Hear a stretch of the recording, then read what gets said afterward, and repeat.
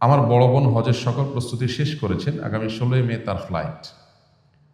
দুঃখজনক হলেও সত্য, 28/4/2025 তার স্বামী ইন্তেকাল করেছেন। মাহরাম হিসাবে তার ছেলেও আমি একসাথে হজে যাচ্ছি। এমত অবস্থায় আমার বোনের হুকুম কি? তার হজে যাওয়ার ব্যাপারে কোনো বাধা আছে কিনা দয়া করে জানাবেন। আমরা প্রথমেই দোয়া করি আল্লাহ তাআলা আমাদের এই বোনের স্বামীকে মাগফিরাত নসিব করেন এবং তাকে এবং তার পরিবারকে সান্ত্বনা নসিব করেন। এরপরে উত্তরে আসি।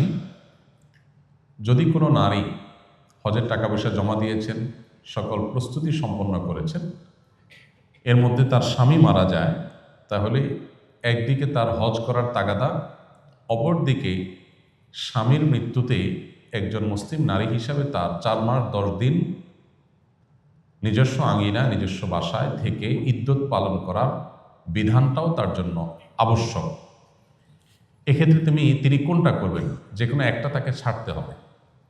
এর উত্তর হলো, এরকম পরিস্থিতিতে তিনি যদি হজের সফর শুরু না করে থাকেন, এখনও ফ্লাইটের বাকি আছে আর কয়েকদিন, এরকম সময়েই মৃত্যুর ঘটনা যদি ঘটে, তাহলে সেক্ষেত্রে তিনি আর হজে যাবেন না, তিনি ইদ্যত পালন করবেন। প্রশ্ন হতে পারে,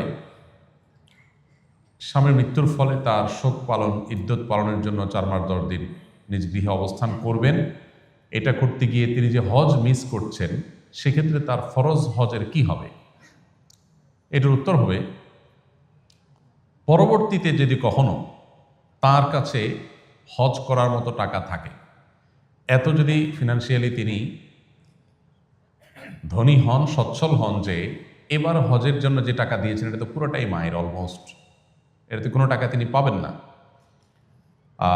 মায়ের বলাটা অসুন্দর, পুরো টাকাটাই, 1 টাকাও তিনি ফেরত পাবেন না। এটা আসলে মায়ের না, এই পুরো টাকার সবই তার অ্যাকাউন্টে জমা হয়ে যাবে।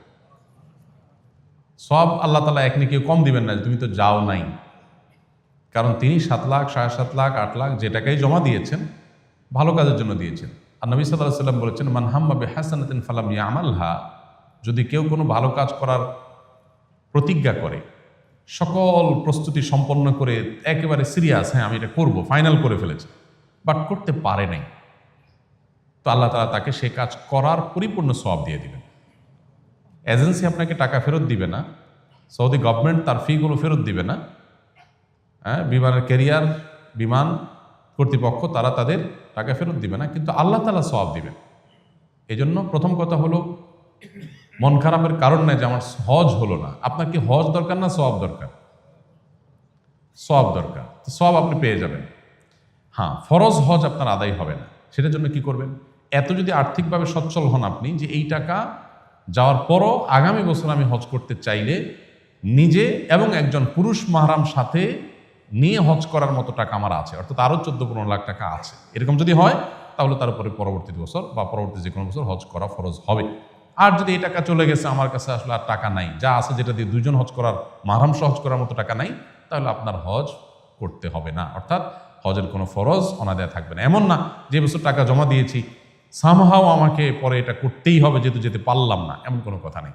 আপনার পরবর্তী বছরগুলোতে হজে যাওয়াটা ডিপেন্ড করবে আপনার সামর্থ্যের উপরে। সামর্থ্য থাকলে হজ করবেন, আর না হলে আপনার হজ করতে হবে না। এখানে যে টাকাগুলো এটা সব পরিপূর্ণভাবে পেয়ে যাবেন, এবং স্বামীর মৃত্যুর কারণে আপনি সবর করবেন, বসে দোয়া করবেন, আল্লাহ তাআলা আপনাকে পরিপূর্ণ সওয়াব বসায় দেবেন ইনশাআল্লাহ। আর পাশাপাশি আরেকটা কথা, প্রাসঙ্গিক মাসআলা বলে রাখি, কেউ যদি হজের সফরে গেছেন, এরপরে স্বামী মারা যায়, সফরে আছেন, তখন মারা গেলে তখন কি করবেন?